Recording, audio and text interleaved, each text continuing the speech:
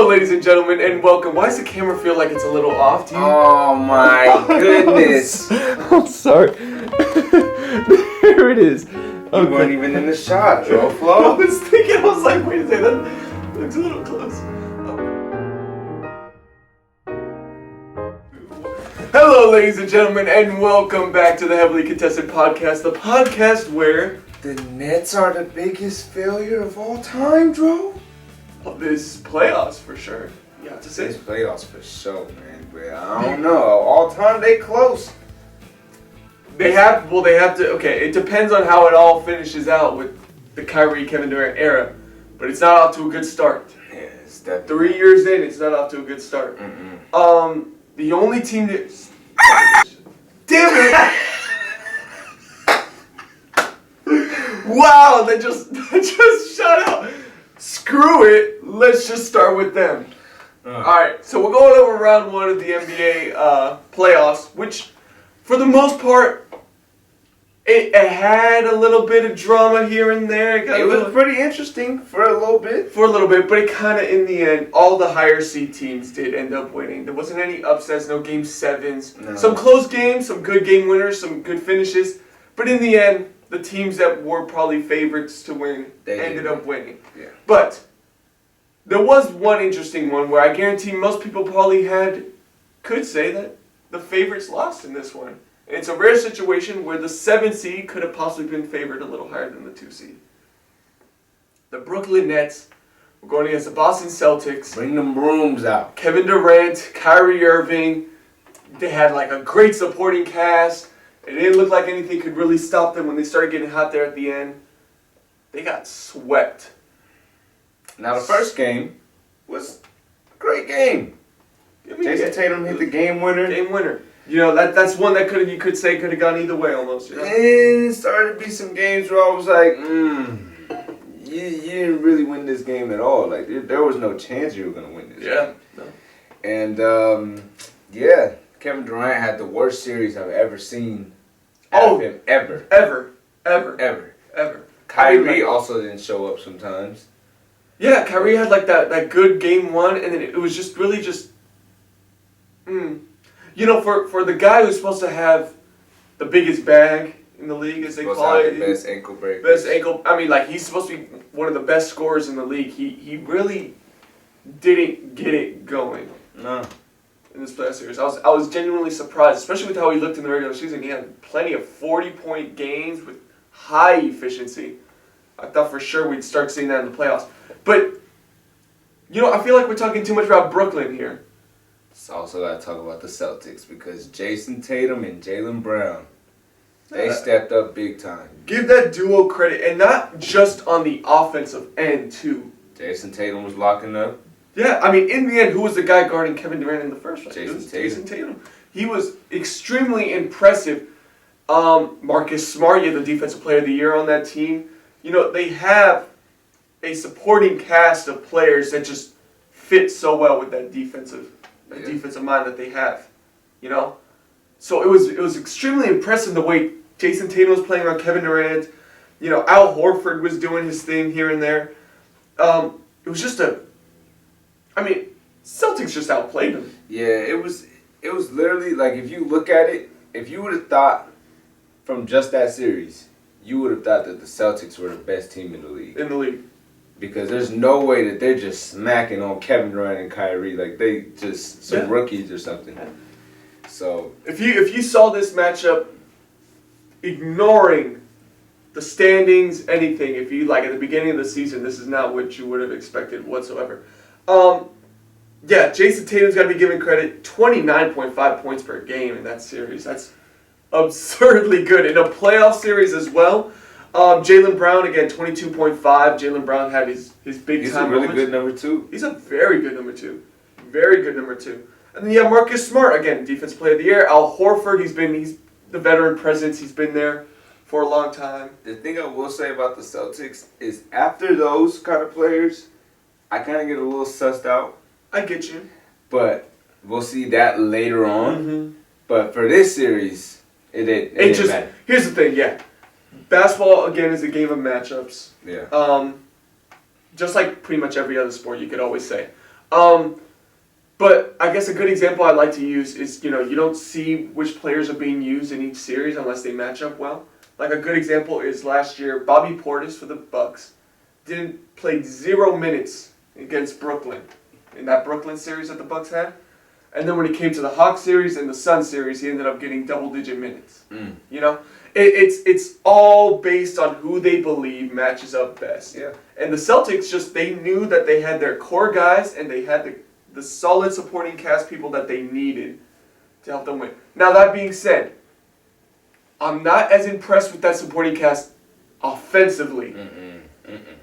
But they are a pretty good defensive team. Good at defense. And again, sometimes that's all you need. So it's going to be interesting to see, but you got to give credit to the Celtics. Now I just want to ask you quickly, what does Brooklyn go from here? Where did they go from here? Because this is a huge disappointment. There's no excuses. But the good thing that you have to remember, they got picks for James Harden. They're not like the Lakers or like the Rams in the NFL who have no picks. They don't have no chance of the future. If the Nets really want to, they can go get a star next season. Yeah. Or they can just go in the draft, get a little something. It might not be too great, but they can definitely get some help. I say you got to keep Kyrie and Kevin Durant still. Don't break them up. Probably got to give him another, at least one more shot. But if Ben Simmons does not play in the beginning of the season, oh my God, he got like 20 games. If he don't play in the first 20 games, I'm releasing him. Or at least trade him somewhere or something. You got to get at least something for Ben Simmons, because you just invested. You gave away James Harden for Ben Simmons. Pretty much. And then a couple extra picks you got because of the fact that you had James Harden. But still, that big part of the trade was the fact that you thought you could get Ben Simmons who could help you now, and he didn't even show up. He would have showed up on defense and helped a lot. Exactly. And that's a big thing. They needed that. The thing about this Brooklyn team, again, such a good offensive team, but then when it comes to the defensive end, it's the same problems that they had last year. It's not there. Yeah, it's not. It's not there. And I just, I think I got to go back to the trade that they did initially with James Harden. They gave up a lot for James Harden. They did. They gave up a lot for James Harden against Houston. They in that three-way trade that they had, they got rid of Karis LeVert, Spencer Dinwiddie, a couple of the young core guys. All of their depth is gone. Exactly. And it really didn't change much defensively. It didn't change what their issues really were. They just did it because James Harden was the big name, and they thought if they had the big three, they couldn't be beat anyways. Yeah. But it all depends on how well they mesh together. I think that's the first issue that I see was going for James Harden in the first place. Yeah. Because you gave up what was a young Brooklyn team that made the playoffs even without Kyrie and Kevin Durant the year before. Then you're adding Kevin Durant and Kyrie Irving. Yeah, the defense was having some issues early on, but that could be fixed. Yeah. But they gave up on what that young core team could have been very early on, especially what Karis LeVert could have turned into. We see what Spencer Dinwiddie's doing in Dallas being that number 2 option. Or actually, number 3 because Brunson, but you know what I mean? Yeah, they messed up big time doing these big trades, but it's not over for the Nets. It's not over. So it's not over. They shouldn't blow everything up yet. They still got chances to go win the championship. Exactly. So, credit to the Celtics, though. They're looking very strong going into that second round. Had some rest, too, now. But let's talk about the team they'll be facing. This is just quickly because we expected this. Okay, Chicago won Game 2. Chris Middleton got hurt, sprained MCL, so he'll still probably be out for maybe 2 or 3 games in this series. That's cute. But I don't know why everyone all of a sudden started thinking when the Bulls won Game 2 that, oh my God, the Bulls, they got a chance, dude! Yes! This is it, man. This is the DeMar DeRozan, which credit I actually really respect. I think DeMar DeRozan's still very underrated for some reason. Yeah. They don't give him enough credit. But, oh my God, Alex Caruso, Zach LaVine. Nah, you know what? We're legit. We're ready for this, man. And the Bulls were out of there. And now it sounds like Zach LaVine, from his comments, it sounds a little sus. Sounds like he might not want to be in Chicago next year. That'd be interesting because that'd ruin the team they're trying to build there. Either way, Chicago has been frauds all season. We've known this, right? Just because they won one game of the series, everyone started to freak out, trying to build up some hype, thinking the Bucks were in trouble. But first of all, Chicago just they weren't beating winning teams this season. They were taking advantage of teams that were weaker than them all season long and were able to sneak their way into being the 6th seed in the playoffs. But they just weren't ready for the moment. They were solid. They just not a playoff team. That's all it is. They're a solid defensive team. They are. But besides DeMar DeRozan, they don't have... Even Levine this year wasn't consistently scoring like we expected. Vucevic wasn't on the level that we expected. And the thing is on paper, the Chicago Bulls team should actually be very good. I mean, Vucevic is an all-star. Zach LaVine was an all-star. DeMar DeRozan is an all-star. And also a former All-NBA at some point, too. Yeah, and he probably get second team this year. Yeah, probably get second team. I mean, and then they even had Lonzo Ball early in the season who ended up getting hurt, but he was playing very well, probably best in his career. Then, Alex Caruso was being a solid 6th man, actually. But... Sorry guys, it's just not your time. You had Michael Jordan, you had Derrick Rose for a little bit. Yeah. We gotta find us another Derrick Rose or Michael Jordan, okay? Not right now. Mm-hmm. But in the future, maybe you get something. Yeah. Not with this team though. Yeah. On the other side, now this is the team that's gonna be playing Boston. This is probably the most hyped up series of the second round. Because these two teams came out looking very strong. Now Milwaukee, they lost Chris Middleton. Now even when they lost Chris Middleton, they just absolutely handled this series. No game was close in the rest of the series. Now, I don't ever want to hear the comments again that I heard last year of Chris Middleton being Batman and Giannis being the Robin to that Batman. That was by far the dumbest comment I have ever heard in my entire life. Because it's shown right here who truly is the most valuable. Even without Chris Middleton, they still had Giannis. Yeah, they handled this series without Middleton.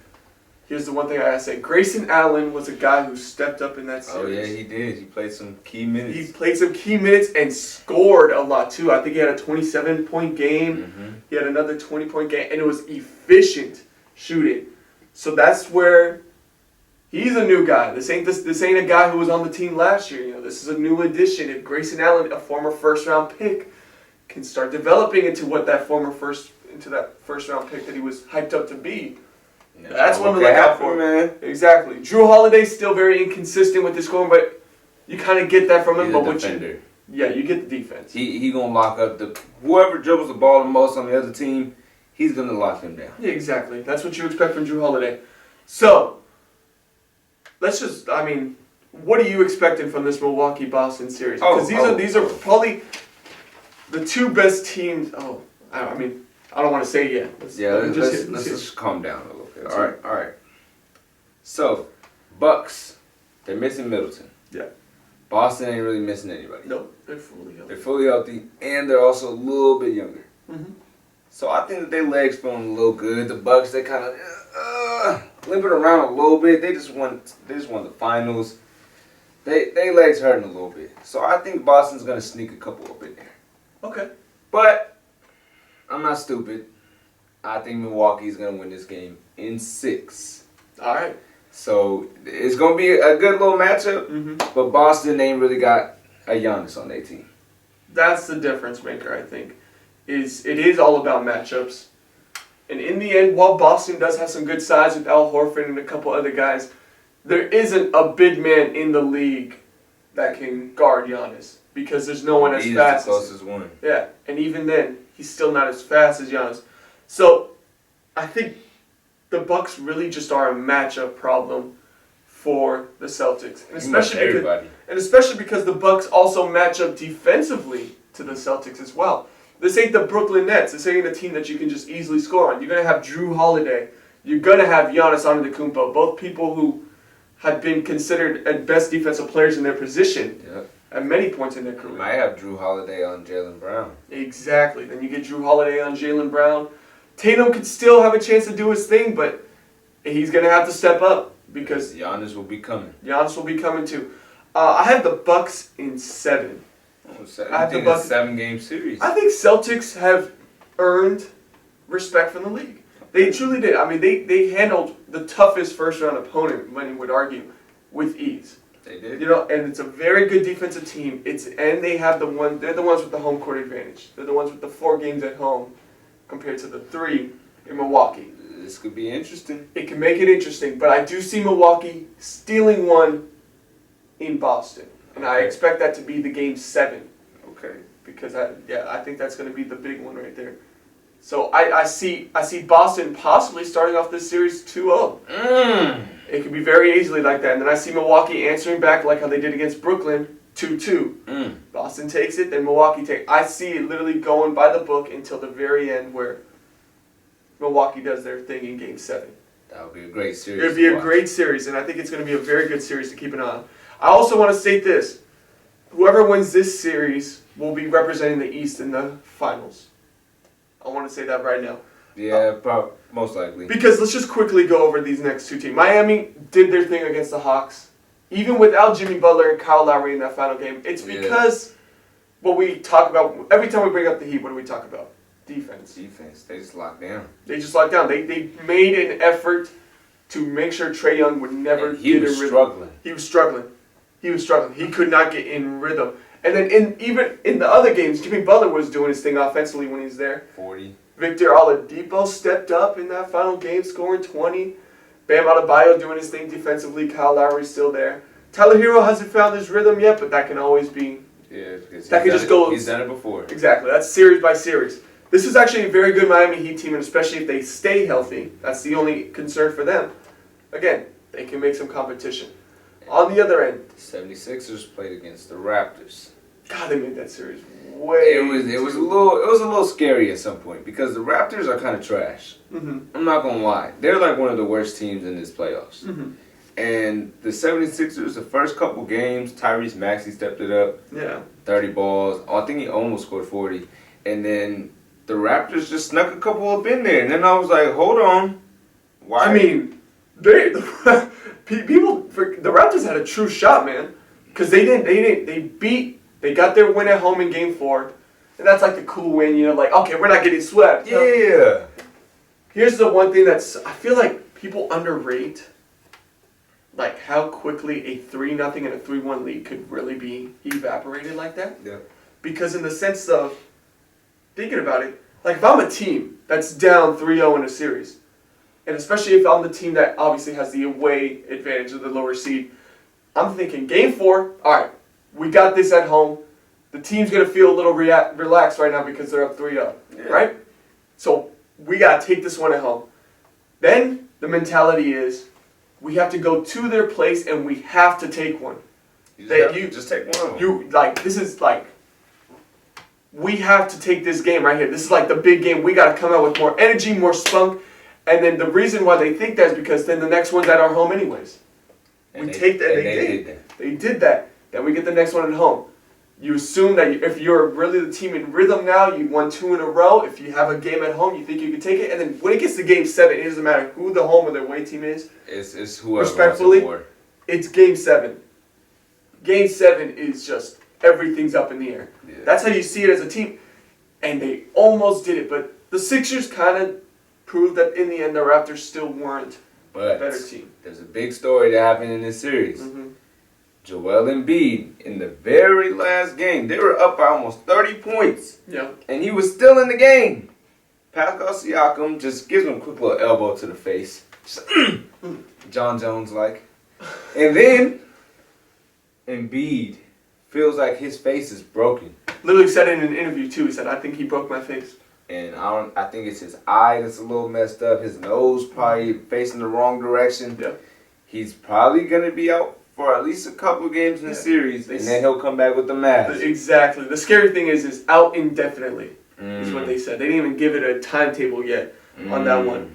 Obviously, I don't think he's going to be out for the whole entire series. No, that's not likely. That's not likely at all. I see Embiid being a type of guy who obviously is not going to just let an injury be the thing to hold him out. Yeah. He's not going to sit out like that. But if he's out those first 2 games, and Miami does come fully healthy, you could chalk those to Miami. You could chalk those off to Miami, and that's big because in the end, in the end when Embiid does come back, and the way the Sixers really finish that series, because Embiid's not just dealing with this, it's also this. Yeah. He has a thumb injury, and he hasn't been scoring the same. And James Harden, although I gave him compliments how he was playing early in the series because I liked the way he was being he was efficient with the passing, when he had to step up scoring-wise, he hasn't done so. Mm-hmm. And now you're asking him to do it against truly, even though it doesn't say statistically, I think the Celtics are ranked higher, this is the best defensive team in the NBA. When fully healthy, it's the best defensive team in the NBA. Bam Adebayo, Jimmy Butler, Kyle Lowry right there. That's a big three of defensive. The thing that I will say about this, though, is I think the Heat and the Sixers, both healthy, I think it's kind of a toss-up. It can be. I think it's kind of a toss-up. It can be. But they're not healthy. They're not healthy. And James Harden, we don't know what's going on scoring-wise with James Harden right now. Tyrese Maxey right now is a better scorer than James Harden. Me, I got the Heat. I got the Heat in 5. 5? Yeah, I had the Heat in 5. I don't think 76ers are going to... Without Embiid, you're dead in the water, man. Truthfully, you're dead in the water. It's not a prolific team past the trio of Maxey, Harden, and Embiid. And even when all three of those guys were in, it wasn't stellar. And especially with the way Harden's playing, I don't see it right now, especially with the best defensive team in the NBA. This is going to sound crazy to say, guys. But I think Embiid is going to come back a little better on his thumb. Feeling a little better. He got a little more energy. Don't tell me. I think this goes to a Game 7. Okay. And I'm taking the Sixers. Wow. You just been against the Heat all season, though. I don't have faith in the Heat. I truly don't. You've been against the Heat all season long. I truly have no faith in the Heat. You got to give a team that can play good defense credit. But you know what? All right. You do you, man. You do you. I truly don't think that the Sixers can give much of a challenge. If they're going to be down 2-0 and they have to win both of those at home, I don't think the Sixers are a team that's built for that, especially against the Heat. They snuck by a Raptors team that wasn't, respectfully, besides Pascal Siakam and Fred VanVleet, it's just young supporting cast players. There's not like a player on that starting. There's not a player on that starting lineup that I'd be like, oh, they suck. But I also can't say it's like, damn, they got that one star. Everybody on that team is probably a good number 3 on the championship. Exactly. You know, Siakam is cool. He has his moments. He has his scoring games, but he could be. I don't want Siakam as my number 2. No, and not in my number 1. Hell no, he ain't number 1. No, because you know he's very inconsistent scoring wise. So either way, they gave a Raptors team like that a chance. Yeah. So I don't see it. It will be interesting, but I think the Sixers got a chance. Okay. Now on the other end, going to the West. Warriors did what they expected to do against the Sixers. They did a little. The Nuggets, I thought Jokic was going to give them a little bit more problems. Mm-hmm. And Draymond Green said, no, that's not happening. That's great great defense from Draymond on that Game 3 finisher. Denver got their 1. You know, they avoided the sweep. Good for them. But in the end, the Warriors still did the thing. It looked interesting at first in Game 5 with the Nuggets having the lead. But then what we expected to happen happened. Jordan Poole stepped up. Steph started coming back. He was coming off the bench this entire series. Yeah. Off the bench. I mean, Steph is playing his game, though. 28 points per game. Klay Thompson, 22.6. Very efficient scoring from Klay Thompson, too. Jordan Poole, 21 points per game. Wiggins with the cool 14, but Wiggins is always known for more defense, just like Draymond as well. And I think the scariest part about this team is that I forgot about Gary Payton. I forgot about him. He came in, and he just brings so much energy. Gary Payton? And he just makes you really want to tune into the rest of the game. I mean, Jonathan Kuminga, he's a solid rookie right now. First round pick. He's looking good. He's athletic. He's an athletic player. Yeah, Warriors did what we expected them to do. You know, in the end, it was easy. Yeah, and what I liked about what Steph Curry did is he didn't start tossing them and forcing up threes. Curry did a lot actually with his finishing game as well, driving to the lane, just knowing that he's quicker than most of those guys out there. And in the end, for Denver's sake, this could have been a series. They actually probably wouldn't even have been in this series had they had Jamal Murray. Yeah. Because that's the number 2 guy. They would have had a higher seed. That's that number 2 guy that you need. You know, Jokic does need help. Aaron Gordon did a cool job stepping up in some games, but it's not enough. It's not enough. You need Jamal Murray. So hopefully for next year, Denver, they just need to get healthy, see what they can do possibly. But in the end, the Warriors did their thing. Another series. Who are they going up against? Okay, so Memphis, just as yesterday, just beat Minnesota in Game 6. And it was hitting the gritty, Joe. You see them in the gritty. But I'm going to be the first one to say this, that truthfully, Minnesota choked this series. This series was... They choked this entire series, actually. This series was in Minnesota's hand. If there was to be a series that was going to be an upset, this would have been the one. Because Minnesota had every opportunity to do so. Yeah, I think did they have a lead in every single game? Except for Game 2, they had a lead in every single game. Every single game. And it was like up into the fourth quarter. Obviously the 2 25-point leads. 25? Two 25-point. Like 25? And they blew that both in Game 3. They win Game 4. God. Game 5 was an interesting game. Minnesota had every opportunity to win that game too. They had a lead going down into the final 2 minutes and then just collapse offensively. Yeah. And then Anthony Edwards makes this incredible 3-point shot. John Morant hits the game winner on the other end on Anthony Edwards. It was poor defense. I don't know why you play so far up on Ja when you know where his game truly. Oh, yeah. You want John Morant to shoot the ball. Yeah, I'd rather him take the contested 3 than. I'd rather him take an open 3 than a contested layup. Being honest. You're correct. Being completely honest. He's just so good at finishing at the rim. Yeah. But okay. I think the biggest story for me from this series, even though the Timberwolves lost, Anthony Edwards is the face of the Timberwolves. Oh, he's gonna be. Karl Anthony Towns was struggling. He was struggling in a lot of these games. He had his couple games here and there, but like I think really towards the end he didn't really put the game away like. And then they're supposed to have a big 3. D'Angelo Russell also didn't show up either. He was MIA. And then, on top of that, you ain't really got many other scorers outside of them 3. Patrick Beverley. He not going to score the ball. Come on. Patrick Beverley he shows great effort. That's what makes him such a good defender is because he's always trying 100%. But he's not going to do anything. He's like the Walmart version of Draymond Green. Like, he's literally energy. He plays defense. But he can't score. He can't even pass like Draymond can. No, can't even be. But even then, he doesn't bring the energy like Draymond does either. Really, he's like it's like a chihuahua. It's like a little chihuahua. He just be barking. He's always napping at the players. He just be barking. He just be. I mean, he's gonna get you mad. He's gonna get you out of your game a little bit. Sometimes, but come on. Ja didn't get out of his game. He actually motivated Ja, if we're going to be quite honest. All honesty, John Morant showed up when he needed to in this series. Yes. And on top of that, Anthony Edwards did as well. So I got to give both of them credit. But John Morant has a way better supporting cast than the Timberwolves. Yeah. And actually, John Morant wasn't even the best player in the series. It was Desmond Bane. Yeah. 23.5 points per game. Again, it's a solid supporting cast from Memphis, but it's also young. And obviously, you can see where that inexperience came in this playoff series. You know, they didn't come out firing to start off the series like how they should have been. Now, they're going against a Warriors team that's experienced. They've been in these playoff situations before. Yes, Memphis has the season series, but this is the playoffs now. And this is a Warriors team that's fully healthy, ready to go. Where do you see this series going? I got the Warriors in 6. I think that John Morant's going to steal a couple of these. Like 1 or 2 maximum. I really think like 5, but I hate the Warriors, so I'm gonna give them 6. Okay, I respect that.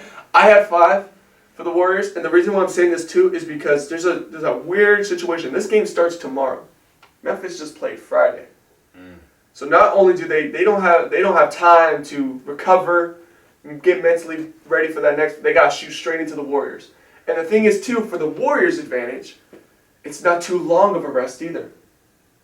You know, they get a cool 5 days off, and that's good because it's not like they're getting a full week or more off. Because now it's not like the Warriors are going to come out rusty, but it's also going to be so the Warriors get just the perfect amount of rest, and Memphis gets little to none. You know what I mean? It's like they're still in a series. Exactly. And Memphis is the team that starts off at home first. Warriors just still one of those home games. I think it's over. It's over. And I expect Game 1 to see the Warriors come out with a lot more energy than Memphis. Just like how the Timberwolves did in Game 1. I know Memphis has a season series, but Warriors, as long as they're healthy, they're the better playoffs. Things is a little different. They're the better team. They are the better team. I just hope Memphis get 2 games, please. Just get 2 games. Tire them out a little bit so they'll be tired for the next series. Thank you. Mm-hmm. Okay. All right. Nice deal. Now, Phoenix, concerning at first, especially without Devin Booker. There's no excuse for how they played against the Pelicans, even without Devin Booker. Letting that get to 6 games, and that's an 8 seed. And the Pelicans don't even have Zion. Nope. They're not very talented at all. Besides C.J. McCollum and Brandon Ingram, it doesn't get... Yeah, sure, they had the rookies who were stepping up. Jackson Hayes is okay. They're doing their thing. The rookie, he was cute. But C.J. McCollum is a number 2. Brandon Ingram is a number 3, I think. There's no... Give Ingram his respect. He was doing very good. Again, it's just, in the end, it's an 8-seeded New Orleans Pelicans team. It's not like they were a stellar team, right? Again, even though Devin Booker was out, there was no excuse for how they let this series drag on. Got to give credit to Chris Paul at the end. They're shooting a perfect 100% from the field. 14 for 14. 33 points. Good finish for them in New Orleans to put that series away. Devin Booker came back a lot quicker than everyone expected. Who knows what that means? If he's rushing it a little bit, I don't know. I'm a little concerned for that. But Phoenix puts the series away. They win their game. On the other end, Utah stole that game in Game 4, to be honest. That was just an absolute choke by the Mavericks. I really got to say something about Utah, bro. I'm so sorry. Utah, this team ain't going to work. No, they got to. I'm sorry. This team's not going to work. The past 3 or 4 years, the same exact thing has happened every time. Yeah. Either it's the first round, second round. It's been disappointment too. Every single time. And you guys have the same team every year. And the reason why I think this might even be the biggest disappointment of them all. Actually, no. Last year was still a bigger disappointment because you lost to the Clippers without Kawhi Leonard in those last 2 games. But this one's probably second and very damn close because you know why? They didn't have Luka Doncic for the first 3 games. Yeah, and they lost to Jalen Brunson. Twice. Jalen Brunson. Twice. And I mean... There's no excuse for that. Obviously, this is the NBA. They're still good players, right? Mm-hmm. But there's no way in hell you have your full lineup. Everybody's playing. And you don't... They only have 1 star on that team. Yeah, and for the most part, most of the season, Dallas is one of those teams that really runs their offense. Through Luka. Yeah. You know what I mean? And with him out, they still couldn't stop him. I mean... Utah stole that first one in Game 1. Sure, okay, Brunson had his amazing game in Game 2. You're like, okay, Dallas fought back. They're at home. That's cute. But when you get back home, you can't let that happen in Game 3. You can't lose that game in Game 3. And then they get lucky, steal that one in Game 4, and so really that they still didn't deserve it in the first place. The thing is, I don't know what they can do. What can they do? Like, can you get rid of Rudy Gobert? Do you trade Donovan Mitchell? Like, what do you do? You can't get rid of Donovan Mitchell. That's your star player. But he's not really a number 1 to win a championship. Donovan Mitchell's not going to win Finals MVP. I'll be honest. I'm a huge Donovan Mitchell advocate, and I still am actually. But he did disappoint me this series a little bit with how he played. I know he was dealing with a little bit of some soreness here and there, but he did disappoint with how he really finished that series out. But again, I think it's the idea of how Utah just like Houston, man. I've said this before. They just rely on the 3. And if those shots aren't falling, which they didn't do this series, they're literally... You're dead in the water, man. Nothing's going down. Nothing's going down. And I think, I ain't gonna lie, I don't think you guys are ever gonna do anything good. Yeah. And as much as I like Quinn Snyder as a coach, then you got to start looking to him because now this is a couple of playoff series now where Utah hasn't been able to get it done. They were the 1 seed last year. They had no excuses against the Clippers to at least take that to the Western Conference Finals. They lost. Still lost that series.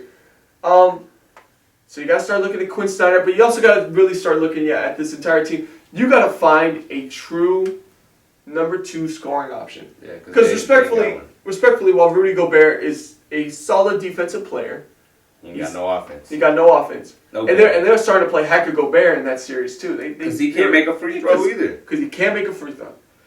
So there's some things you got to look at there. For Dallas, you finally get the monkey off your back. That's actually pretty good, actually. Dallas, you have to give them a little bit of credit because the Jazz do have a good defense. They have a good defense. I mean, in the end, when you look at the Jazz roster, it is a playoff roster. It is, but the Mavericks they didn't even have their number 1 player, and they don't have a number 2. Spencer Dinwiddie, he started. He's becoming a number 2. Yeah, and even now you might find out Jalen Brunson might be starting to turn into. Neither of those two are name players. Yeah, they're making a name for themselves. They're making a name. So the thing that you got to give credit for the Mavericks for is they're finding the diamonds in the rough, and now the Mavericks are stepping it up. Yeah. But they're playing the Phoenix Suns. Okay, this is where I'm going to get a lot of controversy. I got Dallas in this series.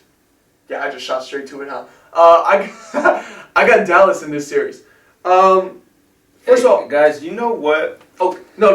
Dro was drinking. I don't know what he put in here earlier today. It's water. You sure? It's watered down vodka. No, it's water. It's water. It's water, everyone. Maybe it's water. I was drinking this orange juice. Maybe I should try some of that. No. Okay, just listen to me. Did Phoenix seem like world beaters to you? Truthfully. No. Truthfully, they didn't have all their players. Okay, they didn't have one player, and that was Devin Booker. But he's the best player. Okay, but when you're a 1 seed, one player shouldn't make that big. I don't care if he's your number 1 option, he's your number 1 scorer, he is your number 1 player. When you're the 1 seed, we saw what the 1 seed for the Heat did when they lost Jimmy Butler and Kyle Lowry. What did they do in that series? They finished it out. They finished that in 5. They didn't let that develop whatsoever. You know what I mean? You gotta hold the Suns to that same standard. They don't look like world beaters. How many games is this? Oh, this is 7. Dallas is gonna give them the run for the money. But again, I just think there's 2 aspects to this. Phoenix is not as good as we're really going to give them credit for. And also the fact I'm a little concerned about how quickly Devin Booker came back from that injury when it was expected to be 2 to 3 weeks on a return. He shouldn't even have come back for that series, questionably. Now, how healthy he's going to be in that series, we don't know. Then there's the other aspect. Dallas gets the monkey off their back, in a sense. You got to understand how relieving that must be for Luka Doncic to finally get that controversy off his back of not being able to finish the series, or not being able to get past that first round. And now you gave the supporting cast guys like Brunson and Dinwiddie a chance to have to live on their own, start to develop on their own as well. This Dallas team is actually a very impressive defensive team with the way they handled Utah as well. Guys, I have the Suns in 5 because I'm so confident in them to handle the Mavericks. See, you're looking at the Suns like they're not world beaters. They're not. They are. They're not. If they were world beaters, they would have handled the Pelicans like they should have in 4 or 5. I think Devin Booker means that much to this team. See, I'm gonna have to disagree with you there. It shouldn't come down to that. It shouldn't come down to that. Right. Because I got them in 5. You know what? Because we saw what happened in the finals last year when Devin Booker couldn't score. And Devin Booker is going to have his off nights. He's human. It happens. He does have some off nights. And we saw what happened. Milwaukee ran away with that series in the finals. I just think that the Bucks are a lot better defensively than the Mavericks. The Mavericks, I ain't got no faith in at all. Wow, that's surprising. In the end, I'm just gonna say this: Luka Doncic 29 points per game, Jalen Brunson 27 points per game, Spencer Dinwiddie 15. It's a trio that's starting to develop. They're starting to make a name for themselves. And they're gonna get locked up. Watch out. Just watch out. Just watch out. Bridges is watch going out. to have That could be a series. That could be a series. I'm just saying. But we'll have to wait and see. Tomorrow is the first start. We start off with arguably probably the 2 best series in this second round. We're going to start off with the Milwaukee and Celtics, right? Probably, if you're seeing this video, it's going to be right during this video, or right after this video. And then Warriors-Memphis later on Sunday night. It's going to be good. It's going to be some interesting series right there. It's going to be good. Now,